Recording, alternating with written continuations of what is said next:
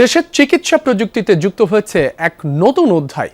Dhaka medical college হাসপাতালে হস্তান্তর করা হয়েছে 10 হেড মাল্টি ভিউইং মাইক্রোস্কোপ। উদ্বোধন করে স্বাস্থ্যমন্ত্রী বলেন, এই মাইক্রোস্কোপ ব্যবহারে ক্যান্সার নির্ণয় এবং চিকিৎসায় গতি আনবে। অনুষ্ঠানে মন্ত্রী আরও জানিয়েছেন, ডেঙ্গু প্রতিরোধে সরকার সব ধরনের প্রস্তুতি নিয়েছে।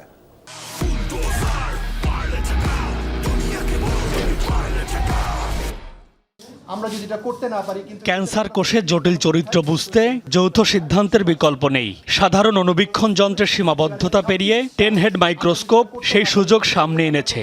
এই প্রযুক্তির সাহায্যে 10 জন চিকিৎসক একই সময়ে একই টিস্যু স্লাইড পরীক্ষা করতে পারবেন। ঢাকা মেডিকেল কলেজের প্যাথোলজি বিভাগে যুক্ত হয়েছে অত্যাধুনিক এই মাইক্রোস্কোপ। চিকিৎসকরা জানিয়েছেন, এই মাইক্রোস্কোপের হাই রেজুলেশন ও নিখুঁত কালার টোন কোষের সামান্যতম পরিবর্তনও ধরা পড়ে। এটা শেখাটা খুব ইম্পর্টেন্ট, যে প্রতিটা সেল কোনটা খারাপ কোনটা ঠিক নাই।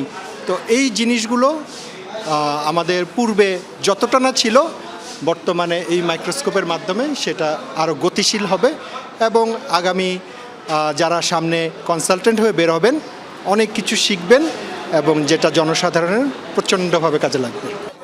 স্বাস্থ্যমন্ত্রীর প্রত্যাশা, এই যন্ত্র রোগীদের অর্থ অপচয় ও দুর্ভোগ কমাবে।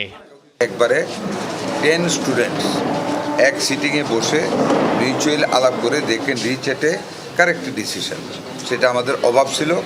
এইটাই আজকে আমরা এখানে আমাদের ছাত্রছাত্রীদেরকে আমরা হস্তান্তর করলাম।